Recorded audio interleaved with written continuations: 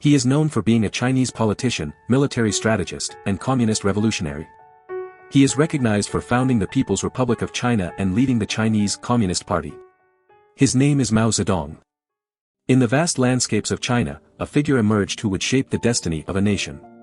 Mao Zedong, also known as Chairman Mao, was a visionary leader, a political theorist, and a military strategist. Born into a prosperous peasant family in Shaoshan, Hunan, Mao's early experiences instilled in him a deep sense of Chinese nationalism and anti-imperialism. Inspired by the Xinhai Revolution of 1911 and the May 4th movement of 1919, Mao embarked on a journey that would forever change the course of China's history. As Mao delved into the intellectual realm, his path led him to Marxism-Leninism. While working at Peking University as a librarian, he embraced this ideology and became a founding member of the Chinese Communist Party. Mao's dedication to his cause was unwavering, leading to his involvement in the Autumn Harvest Uprising in 1927 and the establishment of the Chinese Red Army. It was during the Long March that Mao's leadership qualities truly shone, as he guided his forces through the treacherous terrain, facing hardships and challenges that would have broken a lesser man.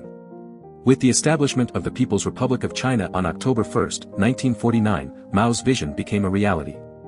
The nation became a Marxist-Leninist single-party state under the control of the Chinese Communist Party. Mao's policies and strategies were implemented with determination, aimed at transforming China into a powerful nation. The land reform campaign, the suppression of counter-revolutionaries, and the economic initiatives such as the Great Leap Forward were all part of Mao's grand plan. However, this era was not without its controversies and tragedies. The Sino-Soviet split strained China's relations with the Soviet Union, and internal campaigns such as the Anti-Rightist Campaign and the Cultural Revolution resulted in the persecution and suffering of millions. The Great Leap Forward, intended to accelerate China's industrialization, instead led to a devastating famine that claimed the lives of millions of people. Despite the challenges and the human cost, Mao's leadership left an indelible mark on China's history. His unwavering belief in the power of the people and his commitment to communist ideology shaped the destiny of a nation. Mao Zedong, the philosopher, the poet, the revolutionary, will forever be remembered as the architect of the People's Republic of China. Mao's philosophy, often referred to as Mao Zedong thought, played a significant role in shaping China's history during his lifetime. However, when it comes to the English romanization of his name, there has been some confusion and inconsistency. In the past, the media commonly rendered his name as Mao Zedong, using the Wei-Giles system of transliteration for Standard Chinese.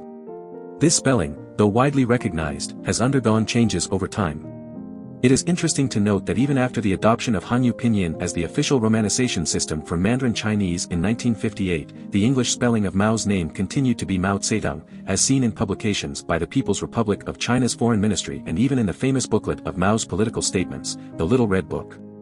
However, in recent years, the Pinyin-derived spelling Mao Zedong has become increasingly prevalent. This shift reflects a more accurate representation of the pronunciation of his name in Mandarin. Nonetheless, the Wei-Giles-derived spelling Mao Zedong still lingers to some extent in modern publications. Understanding the English romanization of Mao's name may seem like a minor detail, but it carries significance. It allows us to accurately identify and refer to his philosophy, which continues to influence Chinese society and politics. By embracing the correct spelling, we can contribute to a more precise understanding and interpretation of Mao Zedong's ideology.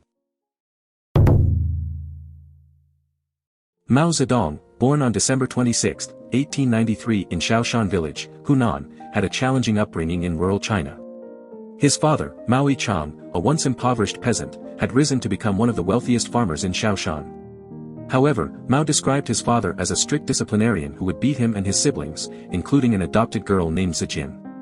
His mother, Wen Qimei, tried to temper her husband's strict attitude, but Mao's childhood was marked by hardship. Growing up, Mao embraced Buddhism, following in his mother's footsteps. However, as he entered his teenage years, he abandoned this faith. Despite his father's strictness, Mao was a curious and avid reader.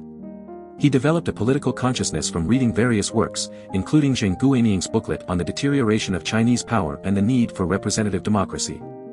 He was also inspired by Western authors like Adam Smith, Montesquieu, Rousseau, Charles Darwin, and Aldous Huxley. Mao's political views were shaped by the Zhelou-led protests that erupted in Changsha following a famine. He sympathized with the protesters' demands for better conditions but disapproved of their violent actions. At the age of 16, Mao moved to a higher primary school in Dongshan, where he faced bullying due to his peasant background. In 1911, Mao began middle school in Changsha, a city with strong revolutionary sentiment. Influenced by the newspaper, The People's Independence, led by Sun Yat-sen, Mao became an advocate for republicanism and called for Sun to become president in a school essay. Inspired by Sun's ideals, Mao and a friend even cut off their queue pigtails, a symbol of rebellion against the Manchu monarchy. The Xinhai Revolution, a nationwide uprising against the monarchy, erupted across China. Mao joined the rebel army as a private soldier, supporting the revolution. However, he was not directly involved in combat. The revolution led to the abolishment of the monarchy and the establishment of the Republic of China. Mao's journey towards shaping his philosophy began with a restless pursuit of knowledge and self-discovery. Enrolling and dropping out of various schools, he delved into the works of great thinkers and philosophers from the West. Inspired by Friedrich Paulsen's belief in striving for a great goal, Mao saw himself as an intellectual above the working class. However, his father's disapproval led him to face hardships and forced him to live in a hostel for the destitute. Driven by a desire to become a teacher, Mao found solace in the Fourth Normal School of Changsha, a prestigious institution in Hunan. It was here that he befriended Professor Yang Changji, who introduced him to the radical newspaper, New Youth. Through the influence of his friend Chen Duxiu, Mao learned that China needed to embrace Western ideas to break free from superstition and autocracy. In his first year at school, Mao formed a deep bond with an older student named Xiao Zixing. Together, they embarked on a journey through Hunan, relying on their wits and writing literary couplets to sustain themselves.